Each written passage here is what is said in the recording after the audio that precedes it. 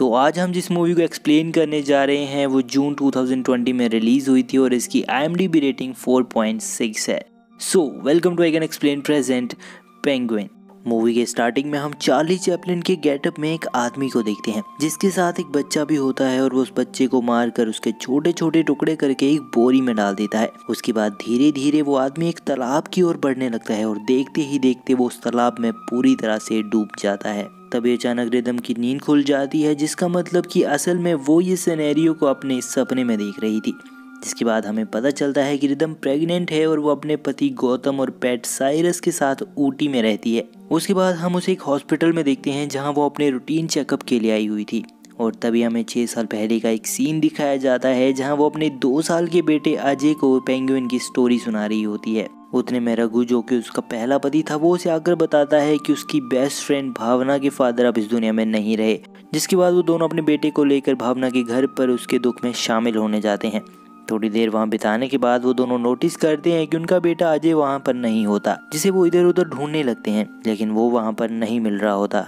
कुछ देर के बाद ये बात वहां मौजूद सभी लोगों को पता चल जाती है और वो लोग भी अजय को ढूंढने में उनकी मदद करने लगते हैं। वहीं थोड़ी देर ढूंढने के बाद उन्हें अजय मिल जाता है, जो कि अकेला ही चलते चलते घर के बाहर आ गया था और उसे देखते ही रिदम उसे अपने गले से लगा लेती है। तभी प्रेजेंट सीन में रिदम की नजर वहां मौजूद कुछ मधुमक्खियों पर पड़ती है, जिसके बाद उसकी तबीयत थोड़ी खराब होने लगती है और देखते ही देखते रिदम बेहोश हो जाती है क्योंकि उसे मधुमक्खियों से एलर्जी है और जब भी वो उन्हें देखती है तो वो अच्छा फील नहीं करती। उसका दम घुटने लगता है। इसी वजह से उसके बच्चे की धड़कन भी तेज हो जाती है और डॉक्टर उसे कहती है कि इस टाइम पर तुम्हें हर उस चीज से दूर रहने की जरूरत है जो तुम्हें प्रॉब्लम देती है। मैं तुम्हें बस इतना ही कहूंगी कि अभी तुम्हें अपना और अपने बच्चे का जरूरत से ज्यादा ख्याल रखना होगा और इसी में तुम दोनों की भलाई है।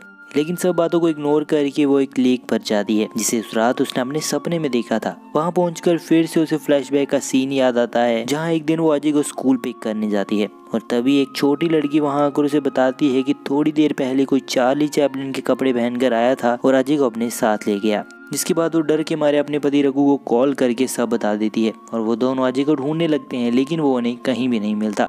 जिसके बाद वो पुलिस कंप्लेन करने जाते हैं जहां पुलिस अब अपना इन्वेस्टिगेशन स्टार्ट कर देती है, लेकिन कई दिन ढूंढने के बाद भी उन्हें अजय नहीं मिल पाता। और तभी अचानक एक दिन इन्वेस्टिगेशन के दौरान पुलिस को लेक के पास एक बुके मिलता है जिसपे बहुत सारी मक्खियां भिनभिना रही थी, जिस पर लिखा हुआ था रेस्ट इन पीस। वहीं ये सब देखकर रिदम को सांस लेने में दिक्कत आने लगती है और वो बेहोश होकर गिर जाती है और तभी से उसे मधुमक्खियों से एलर्जी है क्योंकि मधुमक्खियों को देखकर उसे वो टाइम याद आता है जब उसने अपने बेटे को खो दिया था और ये चीज उसे आज तक परेशान करती है। अब देखते ही देखते 1 साल बीत जाता है और अजय का कोई भी आता पता नहीं चलता। वहीं हम देखते हैं कि रिदम ने अभी तक अपनी हिम्मत नहीं हारी है और वो जगह जगह जाकर पैम्पलेट बांटती रहती है क्योंकि उसे पूरा विश्वास है कि उसका बेटा एक दिन जरूर वापस आएगा। तभी एक दिन पुलिस को जंगल में अजय के कुछ कपड़े मिलते हैं जिसपे खून लगा हुआ था। ये सब देखकर इंस्पेक्टर को लगता है कि अजय अब इस दुनिया में नहीं रहा और वो ये बात रिदम को बता देता है, जिससे वो पूरी तरह से टूट जाती है। अब रिदम एकदम शांत और खोई खोई रहने लगी थी। तभी एक दिन उसकी फ्रेंड्स भावना और अभी उसे मिलने उसके घर पर आती हैं और उसे समझाती हैं कि जो लिखा होता है वो होके रहता है, उसे कोई भी नहीं टाल सकता। हम तुम्हारा दुख समझ सकती हैं, लेकिन तुम्हें अपने और रघु के लिए लाइफ में मूव ऑन करना होगा। तभी सीन प्रेजेंट में शिफ्ट होता है जहां रिदम उसी लेक के पास बैठकर अजय को याद कर रही होती है और तभी अचानक उसे एक आदमी घायल हालत में मिलता है जो कि उसे बताता है कि वो वापस आ गया है। मैंने उसे एक बच्चे को किडनैप करते हुए देख लिया है और अब वो मुझे मार डालेगा। लेकिन रिदम समझ नहीं पाती कि आखिर ये आदमी किसकी बात कर रहा है और तभी हम एक किडनैपर को उन दोनों की ओर आता देखते हैं। जिसके बाद वो लड़का रिदम को अपना फोन देते हुए कहता है कि इसमें उस किडनैपर की सारी रिकॉर्डिंग और फोटोज हैं, जितना जल्दी हो सके तुम इसे लेकर यहाँ से भाग जाओ, नहीं तो वो तुम्हें भी मार डालेगा। इतना सुनने के बाद रिदम वहीं थोड़ी दूर जाकर छिप जाती है और तभी वो किडनैपर उस लड़के के पास आकर उसकी जान ले लेता है। जिसके बाद रिदम उस लड़के के दिए हुए फोन को ऑन करती है, लेकिन वो फोन पूरी तरह से डैमेज हो चुका था, इसलिए उसमें कुछ भी नहीं दिख रहा होता। और तभी अचानक रिदम का फोन रिंग करने लगता है, जिससे उस किडनैपर का ध्यान उसकी ओर चला जाता है और जल्दबाजी में वो उस फोन को नीचे गिरा देती है जिसमें सारी रिकॉर्डिंग थी और घबरा कर वहां से भागने लगती है। भागते भागते वो अपनी कार तक पहुंच जाती है, लेकिन हड़बड़ाहट में उससे चाबी नीचे गिर जाती है और जैसे ही वो चाबी उठाने की कोशिश करती है तभी हम उस किडनैपर को उसकी ओर आता देखते हैं।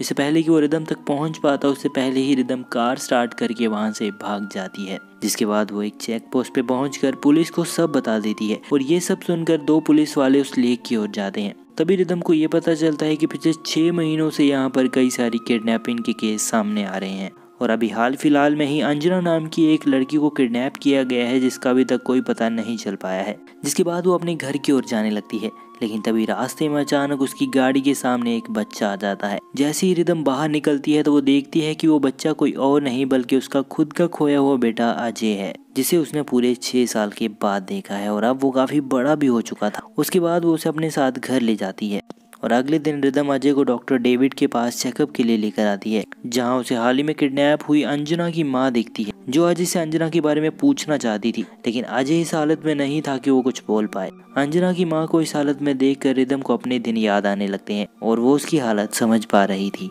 तभी वहाँ रिदम का पहला पति रघु अजय से मिलने आता है और वो अजय को देखते ही इमोशनल होकर उसे अपने गले से लगा लेता है। जिसके बाद डॉक्टर डेविड उन दोनों को बताता है कि दरअसल अजय की हालत देखकर लगता है कि कई दिनों तक इसे बांध कर रखा गया है और ये बोल भी नहीं पाता क्योंकि इसने बोलना कभी सीखा ही नहीं और ये इतना सोशलाइज भी नहीं है, इसलिए अनजान लोगों को देखकर ये डरने लगता है। उसके बाद रघु अपनी पुरानी गलती याद करने लगता है कि जब रिदम को उसकी सबसे ज्यादा जरूरत थी तो वो रिदम को तलाक देकर अकेला छोड़ गया था, क्योंकि कहीं ना कहीं उसे लगता था कि रिदम की लापरवाही की वजह से अजय किडनैप हुआ है और इसी वजह से वो रिदम से बात भी नहीं करता था। वहीं थोड़ा टाइम बीत जाने के बाद रिदम की मुलाकात गौतम से होती है, जो कि रिदम को लाइक करने लगा था और बाद में ये दोनों शादी कर लेते हैं। जिसके बाद रिदम अजय को घर ले आती है और उसे अच्छे से नहला धुला कर सुला देती है।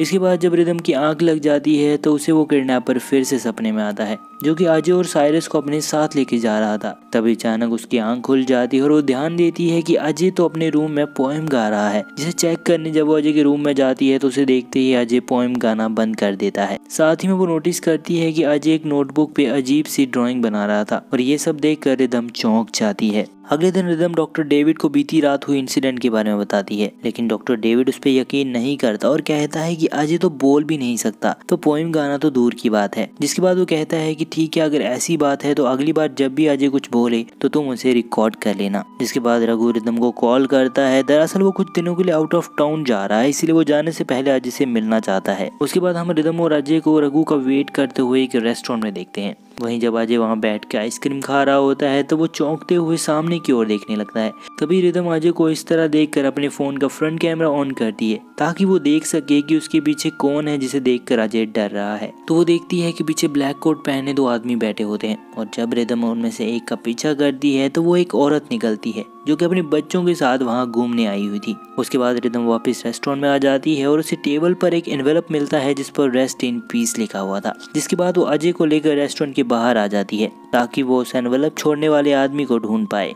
तभी उसे भीड़ में चार्ली चैपलिन के गेटअप में एक आदमी दिखता है जो कि उसी की ओर देख रहा था। इससे पहले कि वो उसका पीछा करती तभी रघु वहां आकर उसे रोक लेता है। इतने में अजय भी वहां से गायब हो जाता है। तो रिदम अपने डॉग साइरस को अजय को ढूंढने को कहती है, जिसके थोड़ी देर बाद साइरस अजय को ढूंढ लेता है जो कि चुपचाप एक सुनसान जगह पर खड़ा था। तभी पीछे पीछे रघु और रिदम भी वहां पहुंच जाते हैं और अजय को अपने गले से लगा लेते हैं। जिसके बाद वो दोनों उस एनवेलप को ओपन करते हैं जिसमें रिदम के दूसरे पति यानी गौतम की किसी दूसरी लड़की के साथ फोटोज होती हैं और ये देखकर रघु गौतम पर शक करने लगता है, लेकिन रिदम कहती है कि ऐसा नहीं हो सकता, मुझे गौतम पर पूरा यकीन है। वहीं अगली सीन में हम देखते हैं कि रघु अजय को उसी जगह पर लेकर आता है जहाँ वो रिदम को मिला था। कुछ दूर चलने के बाद अजय आगे नहीं बढ़ता और वो वहीं रुक जाता है। तो रिदम कहती है कि शायद अजय डर रहा है, लेकिन रघु कहता है कि मुझे नहीं लगता कि अजय डर रहा है, मुझे तो ये लग रहा है कि शायद इसे उस किडनैपर की याद आ रही है, तभी ये तुम्हारा हाथ छुड़ाकर जंगल वाले रास्ते की ओर भागा था। क्योंकि तुम ही सोचो, इसने हमारे साथ सिर्फ 2 ही साल काटे हैं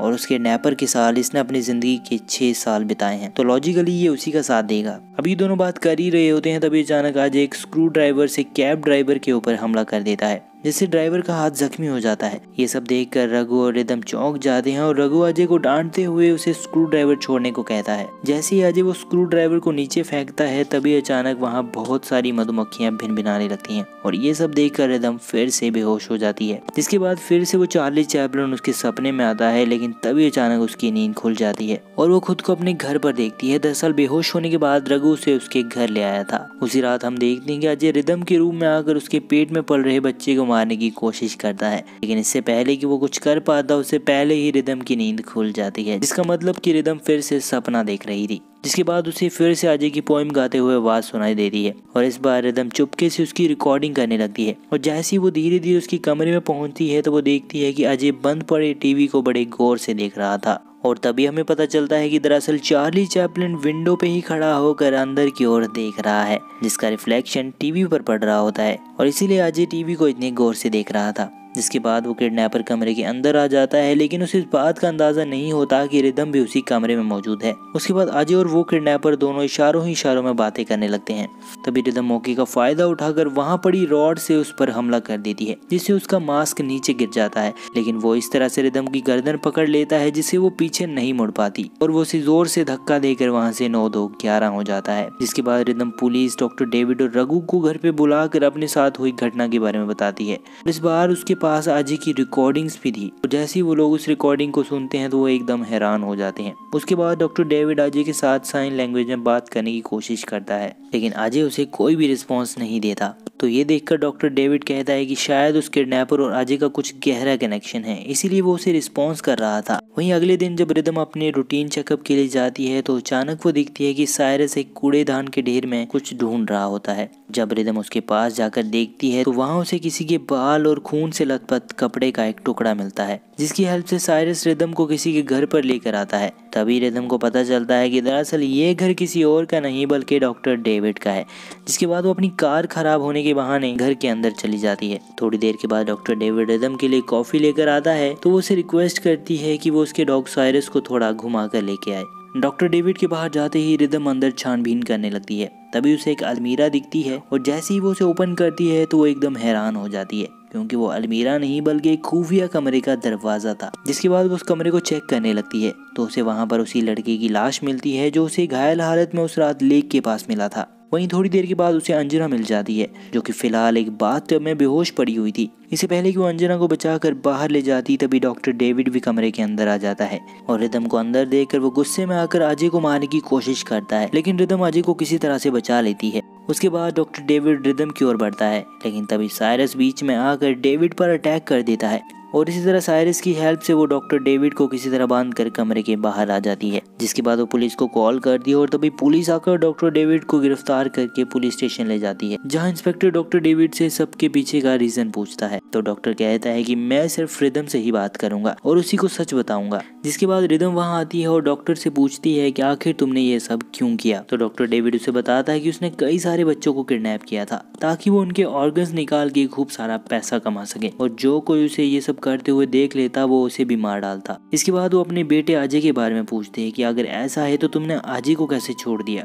तो वो कहता है कि मैंने अजय को किडनैप किया ही नहीं था, क्योंकि अगर मैंने उसे किडनैप किया होता तो आज अजय जिंदा नहीं होता। जिसका मतलब कि अजय को डेविड ने नहीं बल्कि किसी और ने किडनैप किया था। तभी डेविड बातों ही बातों में रिदम को क्लू देने लगता है, जिसका मतलब कि वो जानता है कि अजय का किडनैपर कौन था, लेकिन वो उसे क्लियर नहीं बताता, पर उसे कहता है कि अगर तुम किडनैपर को ढूंढना चाहती हो तो तुम्हें अपने ही आसपास देखना होगा और चीजों को देखने का नजरिया भी चेंज करना होगा, तभी तुम उस किडनैपर तक पहुंच पाओगी। उसकी बातें सुनकर रिदम को कई सारे लोगों पर शक होने लगता है और वहीं जब रिदम वापस अपने घर जाती है तो उसे गौतम घायल हालत में मिलता है और वो उसे बताता है कि दरअसल यहाँ पर नकाब पहने एक लड़की आई थी जिसने मेरी ये हालत की है और वो अजय को भी अपने साथ ले गई है। जिसके बाद रिदम डेविड के दिए हुए क्लूज को याद करके पता लगाने की कोशिश करती है और तभी उसे अजय की ड्राइंग दिखती है जिसपे उसने किडनैपर को ड्रॉ किया हुआ था।